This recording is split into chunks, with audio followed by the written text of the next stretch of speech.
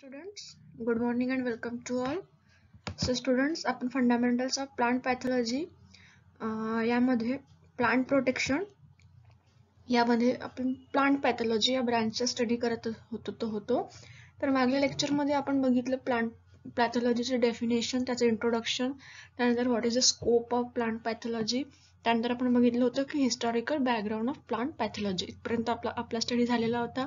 त्यानंतर आजच्या लेक्चरमध्ये आपण बघणार आहोत क्लासिफिकेशन ऑफ प्लांट डिसीजेस. तर वेगवेगळ्या प्लांट्समध्ये वेगवेगळे प्लांट डिसीजेस असतात, वेगवेगळे वनस्पतीमध्ये रोग असतात. तर या रोगांचं क्लासिफिकेशन कशा प्रकारे होत असतं आहे, तर यावरचा स्टडी आज आपण लेक्चरमध्ये करणार आहोत. तर first type is on the basis of their host plant diseases are of two types. Okay, host प्लांटच्या बेसिसवर प्लांट डिसीजेसच्या दोन टाइप्स मध्ये याचं वर्गीकरण झालेलं आहे. First one is infectious plant diseases. तर इन्फेक्शियस प्लांट डिसीजेस म्हणजे काय? Those disease which spread by contact of disease plant with healthy plants. Okay, जर एखाद्या प्लांटमध्ये डिसीज झालेला असेल आणि त्याचा कॉन्टॅक्ट जर एखाद्या हेल्दी प्लांट सोबत झालेला असेल आणि त्यांच्या दोघांच्या कॉन्टॅक्टमुळे एखादा जर डिसीजचं स्प्रेड होत असेल तर त्याला म्हणतात इन्फेक्शियस प्लांट डिसीज. ओके, कॉन्टॅक्टमुळे जर एखादा डिसीजचा स्प्रेड झाला असेल, डिसीज प्लांटमधून हेल्दी प्लांट सोबत जर एखादा कॉन्टॅक्ट झाला त्या याचा आणि त्याच्यामुळे जर स्प्रेड झालं डिसीज, तर त्याला म्हणतात infectious plant disease. This disease is caused by nematode, bacteria, fungi, virus, viroids, mycoplasma, protozoa, etc. Okay, तर हे अशा प्रकारचे डिसीजेस जे आहेत ते निमॅटोडमुळे, बॅक्टेरियामुळे, फंगस, व्हायरस, मायकोप्लाझ्मा किंवा प्रोटोझोआ या सगळ्या पॅथोजन्समुळे, ऑर्गॅनिझम्समुळे इन्फेक्शियस प्लांट डिसीज जे आहे ते स्प्रेड होत असतात आणि त्यांना म्हणतात इन्फेक्शियस प्लांट डिसीज.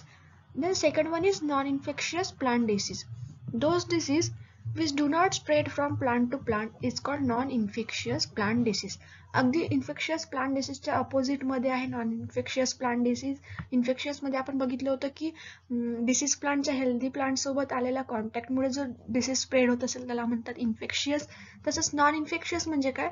जर डिसीज प्लांट एखाद्या हेल्दी प्लांटच्या कॉन्टॅक्टमध्ये आला तरी सुद्धा जर डिसीज स्प्रेड होत नाही त्याला म्हणतात नॉन इन्फेक्शियस प्लांट डिसीज. अशा डिसीजेसचं स्प्रेड कॉन्टॅक्टमुळे होत नसतं तर त्यांना म्हणतात नॉन इन्फेक्शियस प्लांट डिसीज. तर नॉन इन्फेक्शियस प्लांट डिसीज कशामुळे होतात?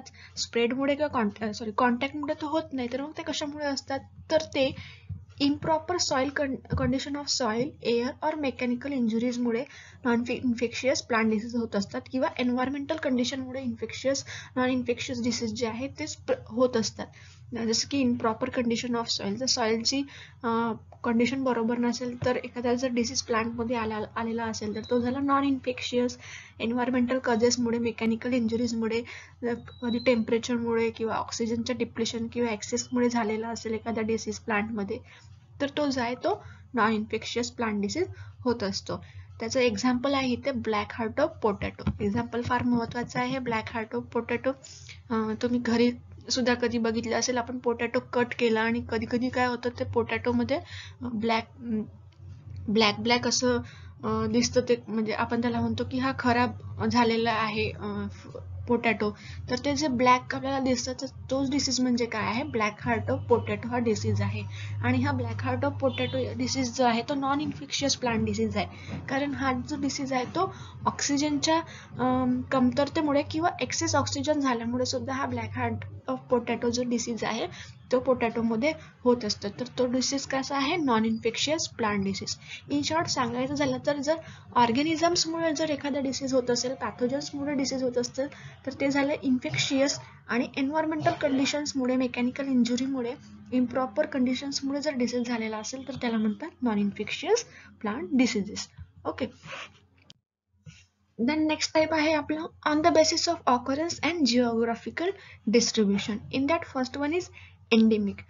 This disease confined to a particular country or district. एखाद्या कंट्रीमध्ये किंवा डिस्ट्रिक्टमध्ये जर एखादा डिसीज आपल्याला आढळत असेल तर त्याला म्हणतात endemic. For example wart disease of potato. Then आहे epidemic. Epidemic disease म्हणजे it occurs widely but periodically in a destructive form. हा डिसीज मोठ्या प्रमाणामध्ये आढळत असतो पण तो पिरियॉडिकली होत असतो, सीझन टू सीझन, आणि तो डिस्ट्रक्टिव्ह फॉर्म मध्ये होत असतो, ज्याच्यामुळे नुकसान फार मोठ्या प्रमाणामध्ये होत असतं. For example पावडरी mildew. पावडरी मिल्ड्यू हा डिसीज जो आहे तो एका विशिष्ट अशा सीझन मध्ये आपल्याला क्रॉपमध्ये बघायला मिळतोच. ओके, तर त्याला म्हणतात इपिडेमिक डिसीज. देन आहे sporadic. It occurs at irregular interval and location. Irregular interval मुळे जर एखादा डिसीज येत असेल त्याला म्हणतात sporadic disease. For example is angular leaf spot. Then last one is pandemic. This occurs all over the world and trusty mass mortality. Pandemic म्हणजे काय, एखादा डिसीज जर ऑल ओव्हर वर्ल्डमध्ये जर आपल्याला आढळून येत असेल, बघायला मिळत असेल, तर त्याला म्हणतात पॅन्डेमिक डिसीज. आपण आजकाल पॅन्डेमिक सिच्युएशन, या सर्व पॅन्डेमिक डिसीज हे सगळे वर्ड्स ऐकायला मिळत आहे. जसं की कोरोना व्हायरस जो आहे तो ऑल ओव्हर वर्ल्डमध्ये आहे. ह्युमन बिंग्समध्ये जो होणारा कोरोना व्हायरस आहे तो ऑल ओव्हर वर्ल्डमध्ये आपल्याला बघायला मिळतो. तर आपण या डिसीजला म्हणतो पॅन्डेमिक डिसीज. तसंच प्लांटमध्ये सुद्धा जर एखादा डिसीज ऑल ओव्हर वर्ल्डमध्ये जर बघायला मिळत असेल, आढळून येत असेल, तर त्याला म्हणतात pandemic disease. For example late blight of potato. These are some endemic, epidemic, sporadic and pandemic are the classification of plant diseases on the basis of occurrence and geographical distribution. Then third one is on the basis of mode of infection. Plant diseases can be classified into, first one is soil-borne disease. Primary infection takes place in soil. जर एखादा disease जो आहे तो soil मुळे होत असेल, soil मधून त्याचं प्रायमरी इन्फेक्शन जर असेल सॉइल मध्ये, तर त्याला म्हणतात soil borne disease. Then airborne disease. Infection of host plant occur through air. जर हवेमार्फत जर एखादा डिसीज प्लांटमध्ये, होस्ट प्लांटमध्ये इन्फेक्शन करत असेल तर त्याला म्हणतात airborne disease. Then last one is seedborne disease. Some pathogens survive as dormant mycelium. Okay, तर डॉर्मंट मायसेलियम म्हणजे काय, तर फंगीमध्ये हायफा असतं, याचं सोमॅटिक स्ट्रक्चर, आणि त्या सर्व हायफाचं मिळून जे आहे ते मायसेलियम बनत असतं. आणि हे मायसेलियम जे आहे ते एखाद्या सीडमध्ये डॉर्मंट सर्वाइव्ह करतं. ओके, ऑफ सीझनमध्ये ते सीडमध्ये एखाद्या सर्वाइव्ह करतं. आणि असं सीड जर आपण सो केलं, लावलं, तर ते प्लांट ग्रो झाल्यानंतर त्या प्लांटवर डिसीज आढळून येणार. आणि तो डिसीज कशामुळे झालेला असतो, तो सीडमुळे झालेला असतो, म्हणून त्यांना म्हणायचं seed borne disease. Okay, soil borne, airborne and seed borne diseases are the classification of plant diseases on the basis of mode of infection. Then what is fungi? Plant diseases are occur due to fungi, bacteria, viruses or other pathogens. Okay, the first one is fungi. Fungi is eukaryotic spore-bearing ochlorophyllous organism with absorptive nutrition that generally reproduce both sexually and asexually, and with whose somatic structure known as hypha are surrounded by cell wall containing chitin and glucase as the skeletal components. Okay, this is the definition of fungi. तर definition मध्ये काय सांगितलेलं आहे, fungi is eukaryotic. eukaryotic म्हणजे दोन प्रकारचे असतात, युकॅरियोटिक आणि प्रोकॅरियोटिक ऑर्गॅनिझम्स असतात. तर फंगी हे काय आहे, युकॅरियोटिक ऑर्गॅनिझम आहे. तर युकॅरियोटिक म्हणजे ज्यामध्ये वेल डेव्हलप न्यूक्लियस असणार आणि अदर स्ट्रक्चर्स असणार, ज्यामध्ये न्यूक्लियस आणि अदर स्ट्रक्चर्स असतात त्यांना म्हणतात युकॅरियोटिक. ओके, आणि हे कसं आहे, fungus spore bearing achlorophyllous organism with absorptive nutrition. Fungus जे आहे ते ऑब्झर्व्टिव्ह न्यूट्रिशन त्यांच्यामध्ये होत असतं. ते न्यूट्रिशन जे आहे ते दुसऱ्या ऑर्गॅनिझम मधून ऑब्झर्व करत असतात, आणि ते स्पोर बिअरिंग आहे, त्यांच्यामध्ये स्पोर तयार होत असतात. आणि हे अक्लोरोफिलस आहे, म्हणजे यांच्यामध्ये क्लोरोफिलस नसतात, त्यामुळे ते स्वतःचं अन्न स्वतः तयार करू शकत नाही. तर ते जे आहे अक्लोरोफिलस ऑर्गॅनिझम आहे. आणि ते कसे रिप्रोड्यूस होतात, बोथ सेक्शुअली आणि असेक्शुअली दोन्ही टाईपमध्ये त्यांचं रिप्रोडक्शन हे होत असतं. आणि त्यांच्या सोमॅटिक स्ट्रक्चरला म्हणतात इथे हायफा. हा वर्ड खूप महत्त्वाचा आहे, हायफा. ओके, जे त्यांचं सोमॅटिक स्ट्रक्चर असतं त्याला म्हणतात हायफा. आणि ते सेल वॉलनी सराउंडेड असतात. आणि त्या सेल वॉल मध्ये काय असतं, कायटिन आणि ग्लुकेन्स असतं as the skeletal component. Skeletal components म्हणून सेल वॉल असतं त्या हायफाच्या सराउंडिंगला, ज्यामध्ये कायटिन आणि ग्लुकेन्स हे सबस्टन्स असतात. ओके, तर फंगी म्हणजे काय आपण बघितलं. फंगी कसं आहे, युकॅरियोटिक ऑर्गॅनिझम आहे. ते स्पोर तयार करत असतात, त्यांच्यामध्ये क्लोरोफिल नसतं, अक्लोरोफिलस ऑर्गॅनिझम आहेत हे, ज्यांच्यामध्ये सेक्शुअली किंवा असेक्शुअली रिप्रोडक्शन होत असतं. ओके, आणि त्याच्या सोमॅटिक स्ट्रक्चरला म्हणतात हायफा.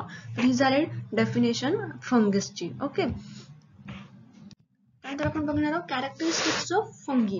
तर फंगीचे वैशिष्ट्य काय आहे त्याचा स्टडी आपण आज इथे करणार आहोत. तर first one is fungi are eukaryotic. Okay, आपण डेफिनेशन मध्येच बघितलं की फंगस कसे आहे, युकॅरियोटिक आहे, नॉन वस्क्युलर आहे, नॉन मोटाईल आहे आणि हेट्रोट्रॉपिक ऑर्गॅनिझम आहे.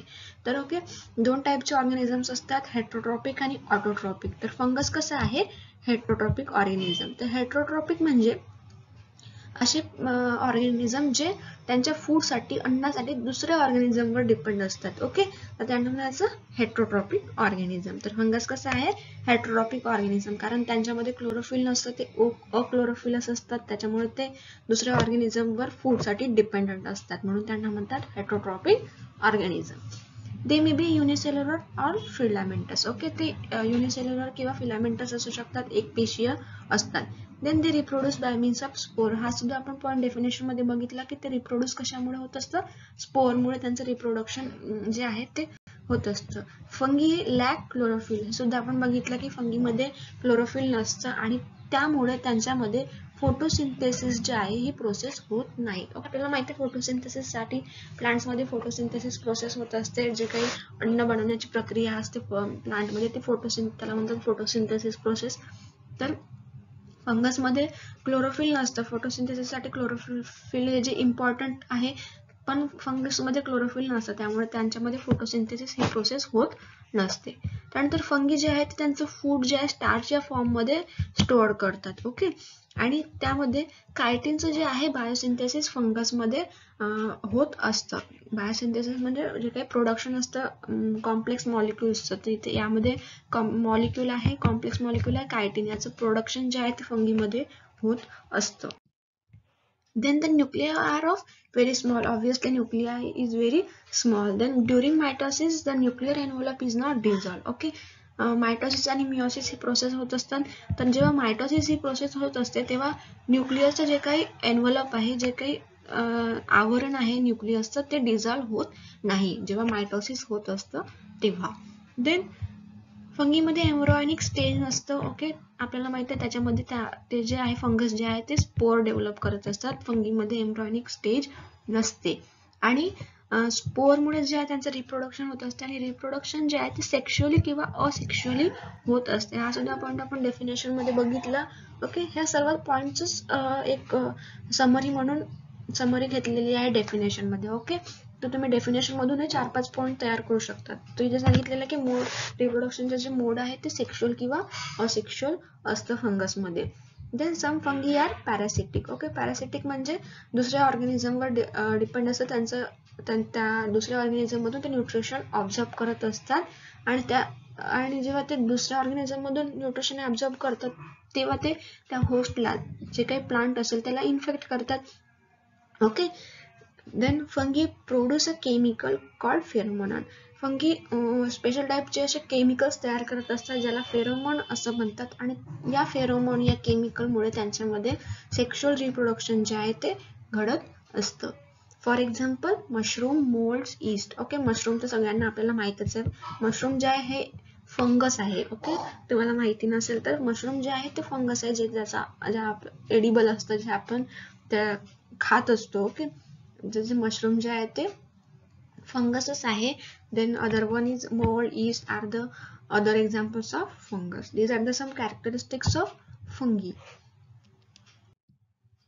देन आपण बघणार आहोत क्लासिफिकेशन ऑफ फंगी. तर फंगीचं क्लासिफिकेशन कशा प्रकारे असतं. ओके, तर on the basis of septa. Okay, फंगसमध्ये सेप्टाच्या बेसिसवर त्याचं क्लासिफिकेशन आहे. फर्स्ट वन इज असेप्टेड आणि नंतर आहे सेप्टेड. ओके, तर असेप्टेडला म्हणतात लोअर फंगी आणि सेप्टेडला म्हणतात हायर फंगी. ओके, तर सेप्टेड म्हणजे काय आपल्याला माहिती आहे, जे सोमॅटिक स्ट्रक्चर असतं फंगसमध्ये त्याला आपण म्हणतो हायपा. हा हायपा, इथे बघा स्ट्रक्चर मी काढून दाखवते, असा हायपा असतो आणि याच्यामध्ये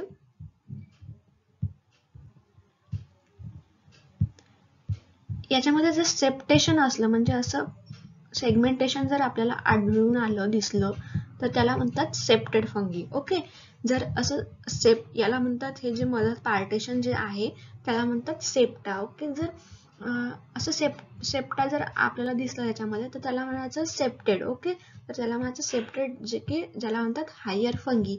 आणि जर हे नुसतंच असं असलं विदाउट सेप्टा तर त्याला म्हणतात असेप्टेड. ओके, याच्यामध्ये काही सेप्टा नाहीये त्याच्यामुळे याला म्हणतात असेप्टेड, आणि याच्यामध्ये सेप्टा असल्यामुळे याला म्हणतात सेप्टेड. ओके, तर सेप्टेडला म्हणायचं हायर फंगी आणि असेप्टेडला म्हणायचं lower fungi. Okay, on the basis of septa fungi can be classified into 2 types, septate and accepted. Okay, तर या असेप्टेड फंगसला, लोअर फंगसलाच म्हणतात फायकोमायसेट्स. ओके, जे फायकोमायसेट्स ग्रुप असतो त्यामधल्या फंगीमध्ये जे आहे ते सेप्टेड नसतात, त्यालाच म्हणतात असेप्टेड. ओके, तर हे फायकोमायसेट्सचं अजून डिवायडेशन होत असतं फ्लॅजिलेटेड आणि नॉन फ्लॅजिलेटेड मेंबर्स मध्ये. Okay, on the basis of flagellated members phycomycetes is divided into 2 types. First one is mastigomycetes and next one is zygomycetes. If there is flagellate members, then called as mastigomycetes group, and if there is no flagellate, then it is called zygomycetes. For example, rhizopus. Then हे झालं lower fungi. फायकोमायसेट्सचं आपण अजून deviation बघितलं मॅस्टिगोमायसेट्स आणि zygomycetes मध्ये. Then septed called as higher fungi. It is again divided into 3 groups. Okay, तर हे कशाच्या बेसिसवर? On the basis of reproductive structure. If there is a reproductive structure is ascus, then it is called ascomycetes. Okay, जर reproductive structure जे आहे ते ascus असेल तर त्याला म्हणायचं ॲस्कोमायसेट्स, आणि जर बॅसिडियम असेल तर त्याला म्हणायचं बॅसिडिओमायसेट्स. तर ॲस्कोमायसेट्सचं एक्झाम्पल आहे ईस्ट आणि पेनिसिलियम. ईस्ट आणि पेनिसिलियमचा या स्टडी आपण या ॲस्कोमायसेट्स या ग्रुपमध्ये करत असतो. देन ॲगॅरिकल जे आहे ते बॅसिडिओमायसेट्स या ग्रुपमध्ये असतात. देन आहे डिटेरोमायसेट्स. तर डिटेरोमायसेट्सला आपण इम्परफेक्ट फंगी असं सुद्धा म्हणू शकतो. इम्परफेक्ट फंगी का? तर यामध्ये सेक्शुअल रिप्रोडक्शन जे आहे ते होत नसतं, म्हणून याला म्हणतात फंगी इम्परफेक्टी. कशाला? डिटेरोमायसेट्सला. ओके, तर हे झालं क्लासिफिकेशन फंगसचं. आपण पहिले बघितलं on the basis of septa, accepted आणि सेप्टेड असे 2 ग्रुप्स असतात या फंगीचे, आणि जे असेप्टेड असतात त्यांना म्हणतात फायकोमायसेट्स. फायकोमायसेट्सचं अजून डिवायडेशन होऊन त्याच्या फ्लॅजिलेट मेंबरच्या बेसिसवर त्याचं डिवायडेशन होत असतं. जर फ्लॅजिलेट मेंबर्स असेल तर त्यांना म्हणतात मॅस्टिगोमायसेट्स, आणि जर त्याच्यामध्ये नो फ्लॅजिला नसेल तर त्याला म्हणतात झायगोमायसेट्स. त्याचं एक्झाम्पल आपण बघितलं रायझोपस. हे झालं असेप्टेड लोअर फंगी. त्यांच्या हायर फंगीचं क्लासिफिकेशन असं आहे की त्याचं on the basis of reproductive structure. जर रिप्रोडक्टिव्ह स्ट्रक्चर ॲस्कस असेल तर त्याला म्हणतात ॲस्कोमायसेट्स, बॅसिडियम असेल तर बॅसिडिओमायसेट्स, आणि डिटेरोमायसेट्स हा 3rd ग्रुप आहे सेप्टेडमध्ये हायर फंगीमध्ये. तर डिटेरोमायसेट्सला फंगी इम्परफेक्टी असं सुद्धा म्हणतात, कारण त्याच्यामध्ये सेक्शुअल रिप्रोडक्शन जे आहे ते होत नसतं. तर हे झालं स्टुडंट क्लासिफिकेशन ऑफ फंगी. तर आजच्या लेक्चरमध्ये आपण बघितलं classification of plant diseases.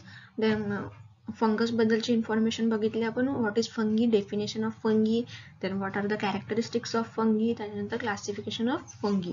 Okay, तर नेक्स्ट लेक्चरमध्ये आपण बॅक्टेरिया आणि व्हायरस याचा स्टडी करणार आहोत. थँक्यू.